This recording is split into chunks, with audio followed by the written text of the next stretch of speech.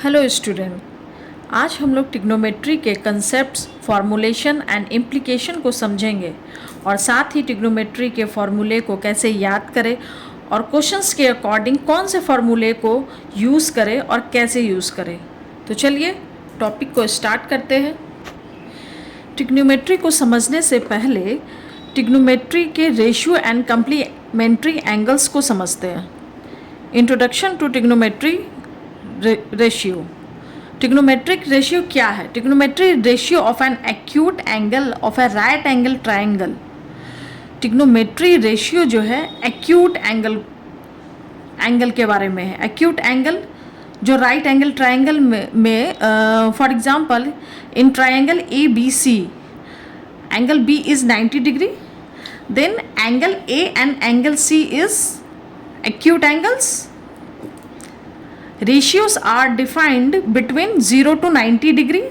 इस ये acute angle कहाँ से कहाँ तक होगा? 0 से 90 डिग्री के बीच में होगा, ओके और एंगल बी क्या होगा? 90 डिग्री होगा। हेयर ए बी साइड क्या है? Adjacent to angle A. Angle A के साइड अगर हम एंगल थीटा को देख रहे हैं, ठीक है, तो एंगल ए बी क्या हुआ? एडजेसेंट साइड हो गया to angle A, is considered as, इसको हम लोग क्या कहेंगे? बेस कहेंगे। एंड साइड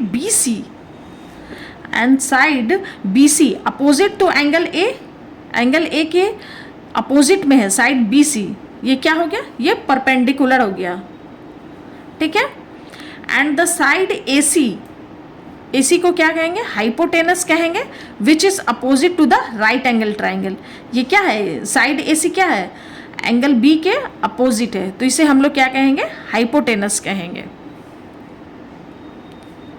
तो हम लोग the trigonometric ratio of angle A is right angle triangle. तो A B C are defined as, मतलब कि जो ये जो ट्रिग्नोमेट्रिकल रेशियोज के बारे में हम लोग पढ़ रहे हैं, जिसमें एंगल बी क्या है? राइट एंगल ट्रायंगल है। तो हम लोग इस एक्यूट एंगल को लेकर फॉर्मूला कैसे निकला है इसको देखेंगे। तो साइन ऑफ एंगल ए का साइन लेंगे, ठीक है। तो साइन ए क्या होगा? परपेंडिकुलर बाय हाइपोटेनस होगा, यानी बी सी बाय ए सी। जब भी साइन का हम फॉर्मूला लगाएंगे एक्यूट एंगल को लेकर के, हम लोग साइन निकाल रहे हैं, साइन थीटा निकाल रहे हैं, तो क्या होगा? Perpendicular by hypotenuse. ऑलवेज किसी भी क्वेश्चंस में हम लोग इसका रेशियो इसी तरह से निकालेंगे, ओके। फिर सेम एक्यूट एंगल ए को कॉस के फॉर्म में लिखेंगे। Cos theta is equal to क्या हो जाएगा? A B by A C, base by hypotenuse होगा। Always remember cos theta is equal to base by hypotenuse, that is A B by A C. फिर इसको tan theta के form में लिखेंगे। Tangent of angle A is equal to क्या होगा? Perpendicular by base, यानी B C by A B. फिर cosecant of angle ए लेंगे। कॉसेक इज इक्वल टू क्या होगा? Hypotenuse by perpendicular, that is A C by B C, ठीक है। इसको इन्वर्स ऑफ साइन थीटा भी कहेंगे, 1 by sine theta. Cosec theta is equal to क्या होगा? 1 बाई साइन थीटा भी होगा। Then second of angle A, sec theta भी इसका निकालेंगे, इसको सेकेंड भी कहते हैं। हाइपोटेनस बाई बेस, यानी A C by A B is equal to 1 by cos theta. Sec theta क्या होता है? कॉस का इन्वर्स होता है, यानी sec theta is equal to 1 by cos theta भी लिख सकते हैं। And sec theta is equal to A C by A B. Cotangent of angle A, cot theta is equal to क्या होगा? बेस बाई परपेंडिकुलर, बेस है A B by perpendicular B C. Cot theta क्या होता है? Tan का inverse होता है, तो इसलिए हम इसको क्या लिख सकते हैं? Cot theta is equal to 1 by tan theta. Here is note, from the above formula or ratio, it is clear that cosec secant and cotangent are reciprocals of sine, cos and tangent respectively. कहने का मतलब कि ये जो cosec है, सेक है, cot है, ये किसका किसका इन्वर्स हुआ? ये साइन का इन्वर्स हुआ, कॉस का इन्वर्स हुआ और टैन का इन्वर्स हुआ रिस्पेक्टिवली।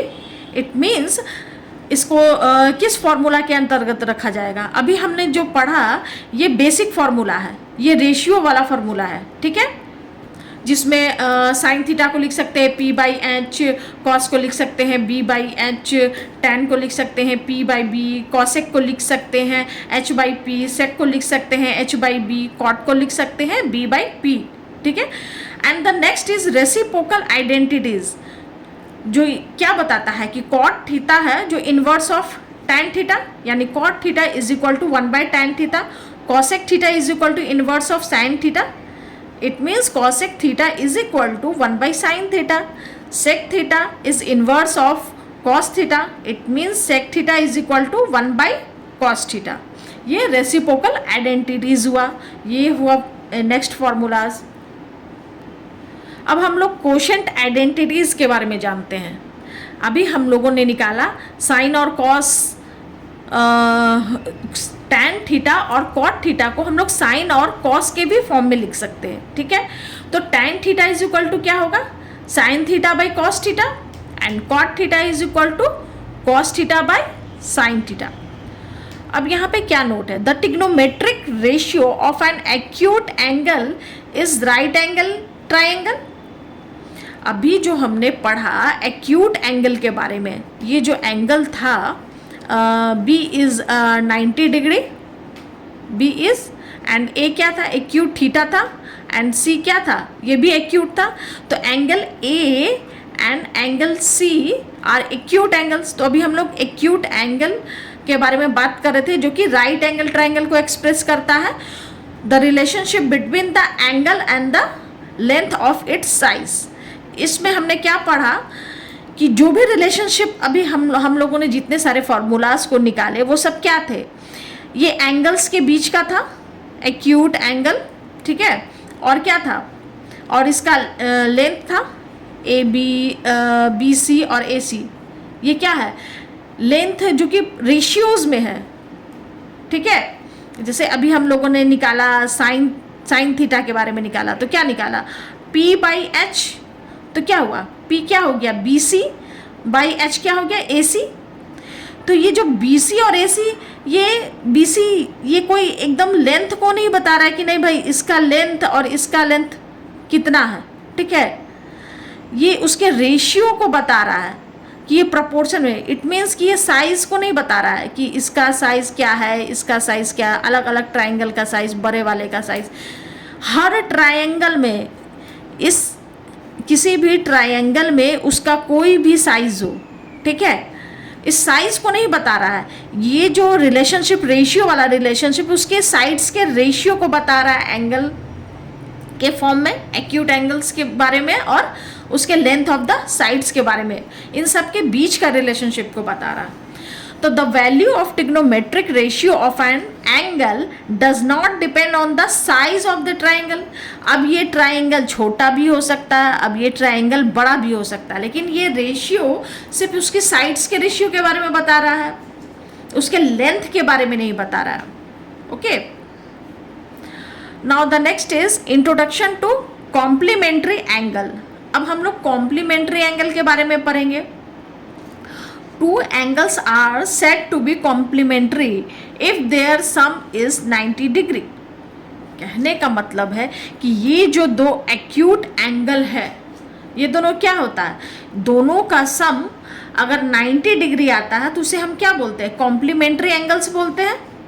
यानी इस ट्राइंगल में, ट्राइंगल ABC में angle A and C are complementary angles.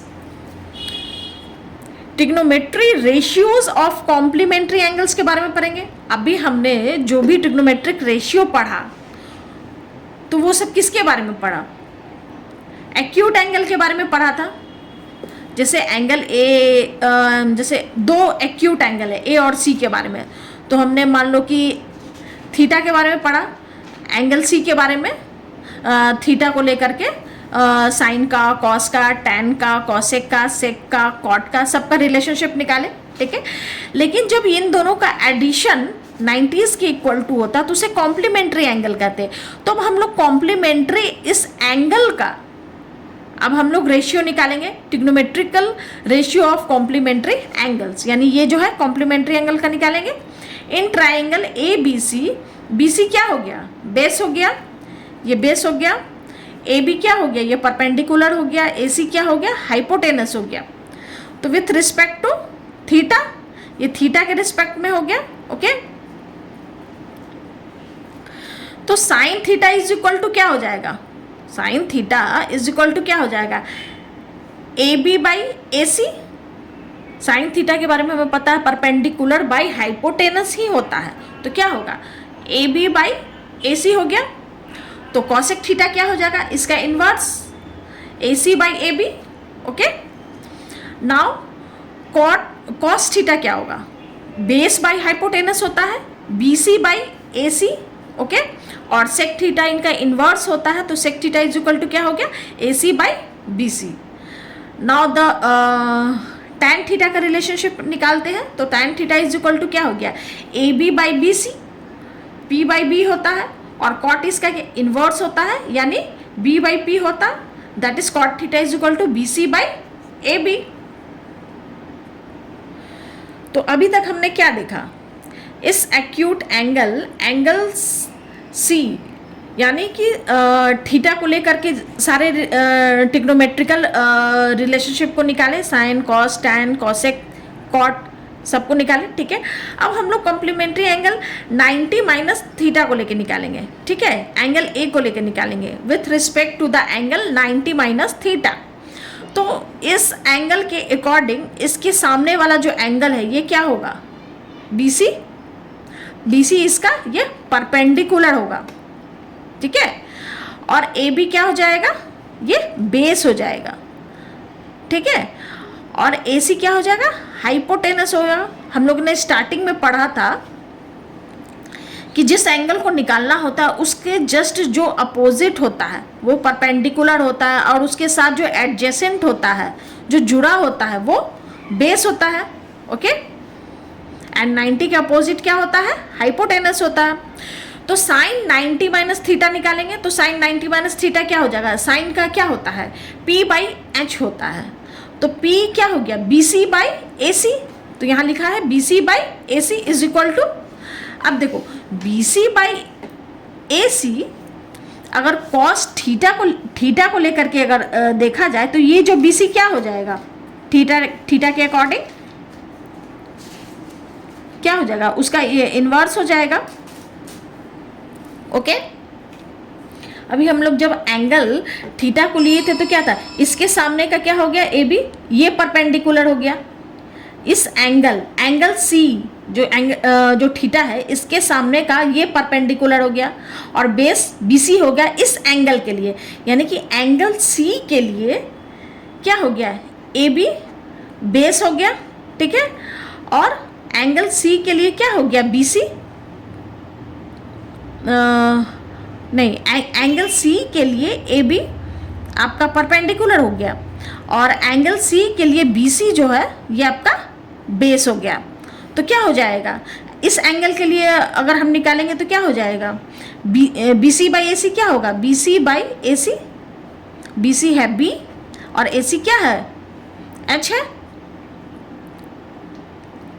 तो ये क्या हो गया, कॉस थीटा एंगल सी के लिए, यानी कि cos theta is equal to क्या हो गया, बी सी बाई ए सी। तो जो एंगल ए के अकॉर्डिंग 90 माइनस थीटा का निकाले तो क्या आ गया, बी सी बाई ए सी। और एंगल सी यानी एंगल थीटा के लिए कॉस थीटा निकाले तो क्या आ गया, बी सी बाई ए सी।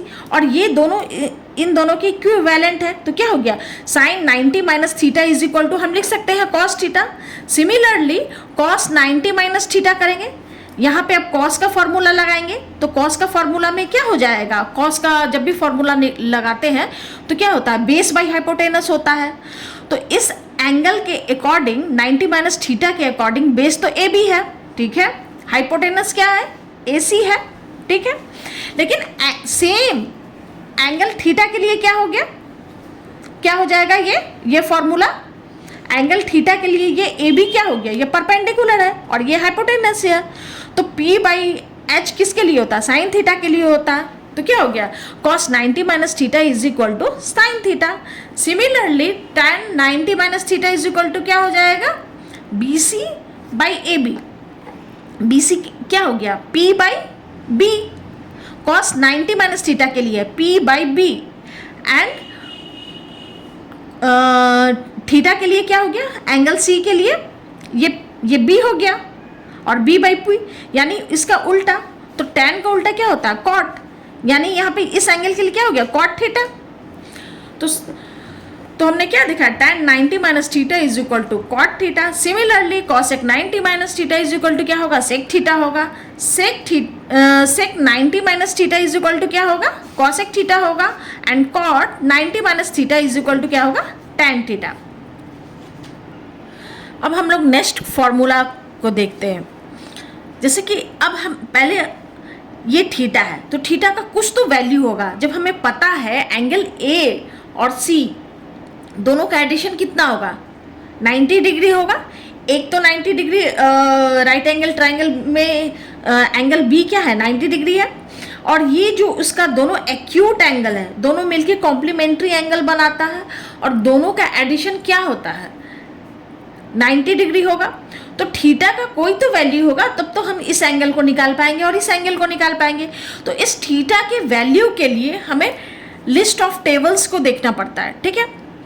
अगर एंगल ए, यानी एंगल ए ओके साइन होगा, ठीक है, अगर एंगल ए साइन होगा तो 0 डिग्री पे क्या होगा, उसका वैल्यू 0 होगा। अगर एंगल ए अगर 30 डिग्री आया, जैसे साइन ए है, तो यानी sine 30 degree is equal to क्या आएगा, 1/2। Sine 45 degree is equal to क्या आएगा, 1/√2, and sine 60 degree is equal to आएगा √3/2। साइन 90 इज इक्वल टू आएगा 1। Similarly cos 0 degree is equal to 1। कभी भी जब निकालेंगे यहाँ पे, तो कॉस अगर 0 डिग्री आया तो क्या होगा, उसका वैल्यू 1 हो जाएगा। उसी तरह से कॉस 30 डिग्री होगा तो √3/2 होगा। कॉस 45 डिग्री होगा तो 1/√2 होगा। कॉस 60 डिग्री होगा तो क्या होगा, 1/2 होगा। कॉस 90 डिग्री होगा तो उसका वैल्यू क्या होगा, 0 होगा। सिमिलरली tan अगर 0 डिग्री होगा तो उसका वैल्यू 0 होगा। tan 30 डिग्री का वैल्यू होगा 1/√3 होगा। tan 45 इज इक्वल टू क्या होगा, 1 होगा। tan 60 इज इक्वल टू क्या होगा, √3 होगा। एंड tan 90 क्या होगा, नॉट डिफाइंड है, ठीक है। एंड cosec a को लेकर के देखते हैं, तो cosec 0 degree is equal to क्या होगा, ये भी नॉट डिफाइंड है। And cosec 30 degree is equal to क्या होगा, 2 होगा। cosec 45 degree is equal to होगा √2 होगा। cosec 60 degree is equal to होगा 2/√3 होगा। cosec 90 degree is equal to क्या होगा, 1 होगा। फिर सिमिलरली sec 0 डिग्री होगा तो क्या होगा, उसका वैल्यू 1 होगा। sec 30 डिग्री होगा तो उसका वैल्यू 2/√3 होगा। sec 45 पे क्या होगा, √2 होगा। sec 60 पे 2 होगा। एंड sec 90 पे नॉट डिफाइंड होगा। Similarly cot a is equal to क्या हो जाएगा, not defined. cot 30 is equal to क्या हो जाएगा, √3। cot 45 is equal to 1। And cot 60 is equal to 1/√3। And cot 90 is equal to क्या होगा, 0 degree. Now the next is Pythagorean relationship बोलिए, या फिर बेसिक ट्रिग्नोमेट्रिक आइडेंटिटीज। तो बेसिक ट्रिग्नोमेट्रिक आइडेंटिटीज क्या होता है, जब हम लोग पाइथागोरम थ्योरम निकालते हैं तो वो क्या होता है, a² + b² is equal to c²। It means क्या लिख सकते हैं, p² + b² is equal to h²। अभी हमने पढ़ा, जैसे ABC है, ये राइट एंगल ट्राइंगल है, तो ये क्या हो गया, p है अगर इस थीटा के लिए, ठीक है, और ये b हो गया, मतलब ये P है और ये B है और ये H है। तो इसमें हम लोग कैसे निकालते हैं, अगर AC इज इक्वल टू लिखते हैं, AC का स्क्वायर इज इक्वल टू क्या लिखते हैं, AB का स्क्वायर प्लस BC का स्क्वायर, यानी AB यानी P हुआ, तो क्या हो गया, P का स्क्वायर, BC यानी बी हो गया बी का स्क्वायर, ए सी यानी एच हो गया एच का स्क्वायर। तो ये फॉर्मूला निकला यहाँ से, पाइथागोरस थ्योरम में ये होता। इसी के बेसिस पे बेसिक ट्रिग्नोमेट्रिक आइडेंटिटीज को बनाया गया है। ये जैसे इसमें जब हम लोग रेशियो वाला फॉर्मूला जब पढ़े, sine theta cos theta tan कॉशिक, तो साइन और कॉस का, कॉट और कॉसेक का, टैन और सेक का कैसा रेशियो में उसका कैसा रिलेशनशिप है, ठीक है। तो sine square theta plus cos square theta is equal to क्या हो गया 1। ये एक बेसिक फार्मूला है, ठीक है। एंड नेक्स्ट है 1 plus cot square theta is equal to cosec square theta, and the third है tan square theta plus 1 is equal to sec square theta. अब हम लोग क्या करते हैं, इस मेन फॉर्मूला ये तीनों को याद रखते हैं, और जब भी हमें साइन निकालना होता है तो इसको उधर ले जाएंगे तो क्या हो जाएगा 1 माइनस कॉस स्क्वायर थीटा।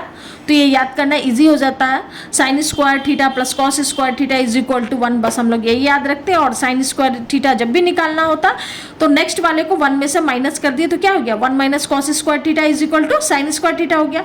अगर कॉस स्क्वायर थीटा निकालना है तो क्या करेंगे, साइन स्क्वायर थीटा को उधर भेजेंगे तो वो क्या हो जाएगा प्लस से माइनस हो जाएगा, निगेटिव हो जाएगा, तो क्या हो गया cos square theta is equal to क्या हो गया 1 minus sine square theta. Similarly 1 plus cot square theta is equal to cosec square theta होता है। तो कॉट स्क्वायर थीटा को कैसे निकालेंगे, कॉसेक स्क्वायर थीटा, इसको 1 को उधर कर देंगे, minus 1 is equal to cot square theta. Then cosec square theta minus cot square theta is equal to क्या हो गया 1। Similarly tan square theta plus 1 is equal to sec square theta होता है, ठीक है। तो tan square theta is equal to क्या होता है सेक स्क्वायर थीटा माइनस 1। जहाँ पे मुझे सेक स्क्वायर थीटा माइनस 1 होगा तो हम वहाँ पे डायरेक्टली tan स्क्वायर थीटा लिख सकते हैं, या फिर कहीं हमको tan स्क्वायर थीटा दिया है वहाँ पे सेक के फॉर्म में क्वेश्चंस है तो हम लोग वहाँ पे क्या करेंगे, सेक का फॉर्मूला लगा देंगे, tan square theta is equal to sec square theta minus 1 कर देंगे, and then again tan square theta minus sec square theta करेंगे तो क्या हो जाएगा is equal to minus 1। Thanks for watching my video. अगर इसका नेक्स्ट जो चैप्टर होगा वो सारा क्वेश्चन बेस्ड होगा, और भी अधिक क्वेश्चंस को कैसे सॉल्व करें इसके लिए डाउट सीरीज का आप सेशन ज़रूर देखें। Please do like share and subscribe for more video content. Stay tune, bye bye.